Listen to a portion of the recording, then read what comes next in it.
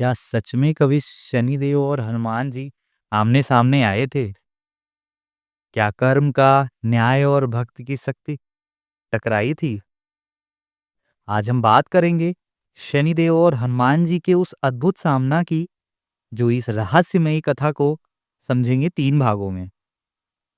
भाग 1 में पहले जानिए शनिदेव को, कर्म और न्याय का रहस्य। सबसे पहले बात करते हैं शनिदेव की, क्योंकि जब तक उन्हें नहीं समझेंगे तब तक यह कथा अधूरी रहेगी।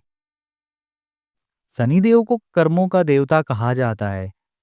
वो किसी को बिना कारण दंड नहीं देते हैं। इंसान जैसे करता है वैसा ही फल उन्हें देना पड़ता है। उनका रंग श्याम है, स्वरूप गंभीर है और दृष्टि बेहद गहरी है। उनकी चाल बहुत धीमी है, इसलिए उन्हें शनेश्वर कहा जाता है।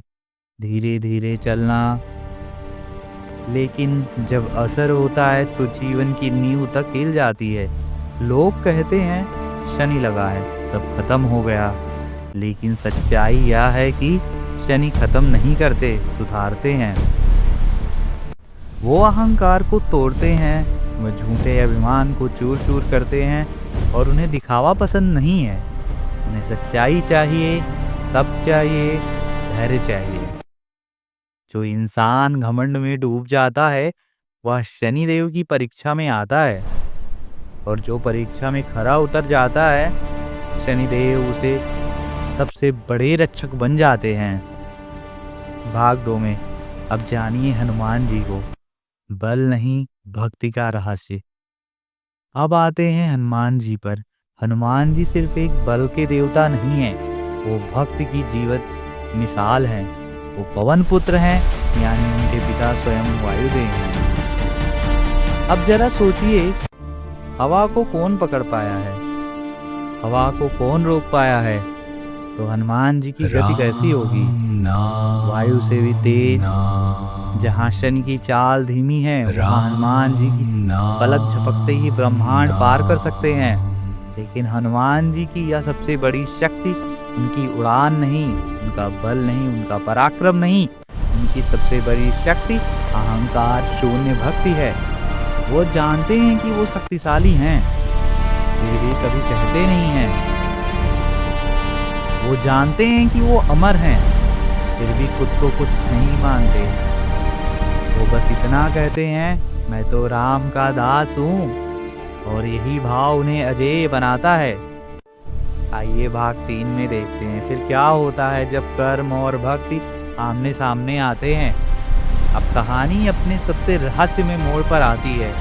कहा जाता है कि एक ऐसा समय आया जब शनिदेव का प्रभाव हनुमान जी पर पड़ने वाला था।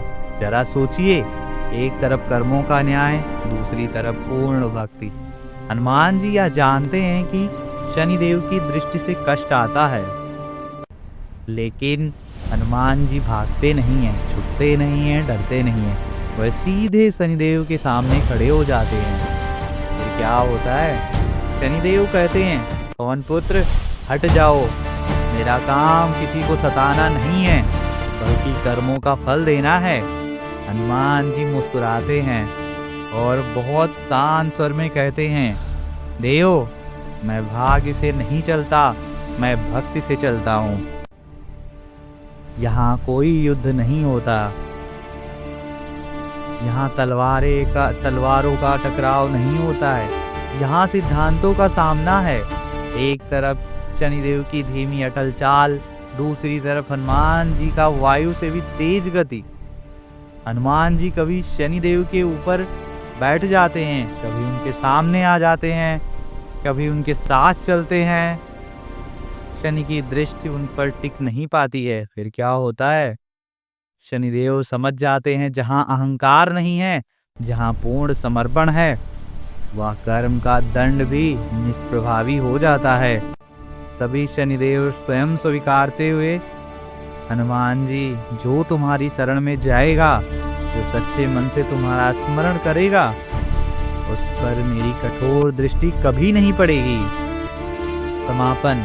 इस कथा में हम हमें क्या सीख मिलती है? Saturday worship यही कारण है visuals, कि oil आज भी lamps, peace शनिवार को everywhere. हनुमान जी की पूजा की जाती है, क्योंकि हनुमान जी शनिदेव के शत्रु नहीं हैं, वह उनके संतुलन हैं।